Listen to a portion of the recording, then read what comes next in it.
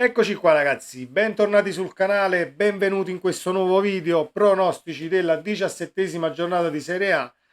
Sono entusiasta perché nella 16ª giornata di Serie A ne abbiamo beccate 8 su 10, ci siamo andati vicini, vicinissimi all'unplane. Andremo a vedere le partite che ho sbagliato. Fatemi sapere ovviamente la vostra qui sotto nei commenti, se vi va iscrivetevi al canale, un bel like a questo video, attivando anche la campanella delle notifiche così restate aggiornati sui contenuti e senza perderci in chiacchiere andiamo a vedere un attimo la 16ª e facciamo i pronostici della giornata che comincia oggi con 5 partite, se non erro, 4 partite oggi e il resto domani. Allora, andiamo a vedere questa 16ª. Genoa-Juve X2 l'abbiamo presa, Lecce-Frosinone l'abbiamo presa, avevamo 1, il Napoli l'abbiamo preso vincente, il Torino l'abbiamo preso vincente contro l'Empoli 1-0, vittoria del Milan presa, Fiorentina anche se la vittoria è arrivata a stento ma l'abbiamo presa, l'Udinese vittoriosa, avevamo puntato sull'Udinese 2-0 avanti, si fa rimontare dal Sassuolo, partita persa e ovviamente niente da fare.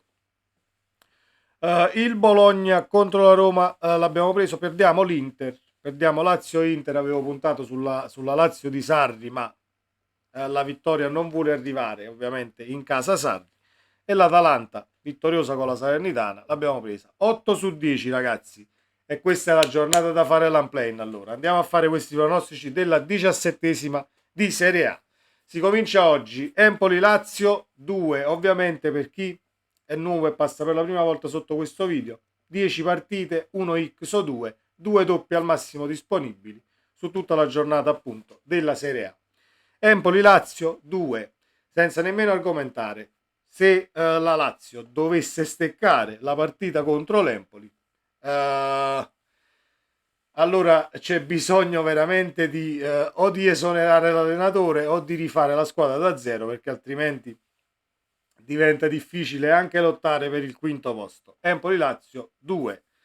Sassuolo-Genoa, Sassuolo-Genoa, partita difficile da pronosticare a mio avviso, mi gioco la doppia chance qui 1x, fiducia al Sassuolo che gioca in casa, il Genoa avversario ostico nella maniera più assoluta, perciò ci copriamo con la doppia 1x. Monza-Fiorentina, il cammino del Monza non è proprio fantastico a livello di prestazioni e risultati portati a casa quest'anno rispetto all'anno scorso. Non parlo di punti, parlo di come si sta giocando le partite palladino. Ovviamente c'è stato qualche cambio di calciatore, non è il Monza sicuramente più pimpante che abbiamo visto dall'anno scorso ad oggi, però comunque do l'1 al Monza perché credo che possa vincere la partita contro la Viola. Fiorentina altalenante anch'essa a livello di prestazione e poi a livello difensivo non è una roccaforte, quindi Monza-Fiorentina 1. Salernitana-Milan, Inzaghi ha detto pur avendo subito la sconfitta scorsa contro la Salernitana, ha detto se siamo questi ci salviamo. Beh, hai preso 4 gol, se siete questi vi salvate, io non lo so, però non vedo una Salernitana vincente che possa mettere in difficoltà un Milan che uscito dalla Champions darà il tutto per restare lì tra le prime 4, quindi difficile. Salernitana Milan è 2 per me. Frosinone Juventus, Frosinone Juventus domani a ora di pranzo.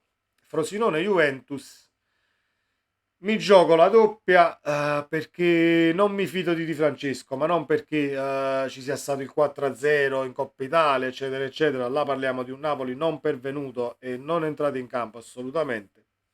Con un Frosinone che si è giocato la partita alla grande e ha meritato il passaggio del turno per aver giocato meglio del Napoli in determinate fasi del match. Comunque, Frosinone-Juventus X2.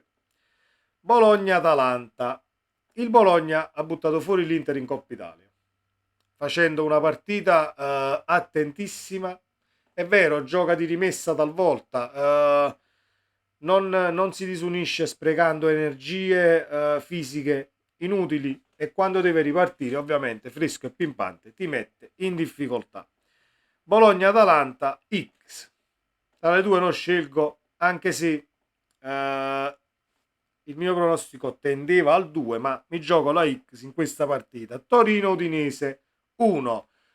Confido nella striscia positiva del Torino e è un Udinese che quest'anno secondo me dovrà sudare per risalire da quella zona, da quella brutta zona retrocessione. Il Torino è molto più in fiducia di 2 o 3 settimane fa, quindi credo che in casa possa dire la sua. Torino-Udinese 1. Verona-Cagliari. Verona-Cagliari, questa sarebbe la partita da over 2,5 nelle classiche scommesse, solo che avendo 1x o 2 i possibili risultati da mettere, e 2 doppie le abbiamo già usate, do fiducia al Verona. 1 tra Hellas Verona e Cagliari, sperando che poi Ranieri non faccia la stessa partita 2 gol sotto e vinca 4-2 nei 10 minuti finali, perché è una cosa che può assolutamente succedere. Hellas Verona Cagliari 1. Inter Lecce 1 anche qui. Non credo che l'Inter perda punti in casa contro il Lecce che si può dire giochi comunque un calcio non da zona retrocessione, ovvero quel calcio da pullman davanti alla porta, eccetera, eccetera, ma se le va a giocare tutte quante a viso aperto le partite contro un Inter che appena ti scopri ti fa male, anche se sei una squadra di alta classifica, quindi figuriamoci cosa può succedere domani. Roma-Napoli, ultima partita, non la pronostico perché non mi va, non è vero. Roma-Napoli va fatto il pronostico 2 perché è l'unico risultato che voglio che esca, è l'unico risultato che serve al Napoli, perché anche il pareggio creerebbe ulteriori dissapori. Mi auguro che il Napoli si sia fatto questo esame di coscienza in questi giorni e che vada a Roma per vincere la partita e convincere soprattutto a livello di prestazione. È una Roma che però non credo si giochi il match come la partita con il Bologna, perché contro il Bologna la Roma ha giocato un tantino più aperta e ha sofferto appunto le ripartenze e le scorribande rosso-blu della squadra di Thiago Motta. Credo che sia una partita molto più chiusa quella di domani rispetto all'ultima apparizione della squadra di Mourinho, ma chiuso o meno il Napoli deve vincere la partita, quindi punto sul Napoli. Roma-Napoli 2. Fatemi sapere ovviamente la vostra qui sotto nei commenti come sempre, ragazzi. Ci vediamo nel prossimo video e sempre Forza Napoli. Ciao.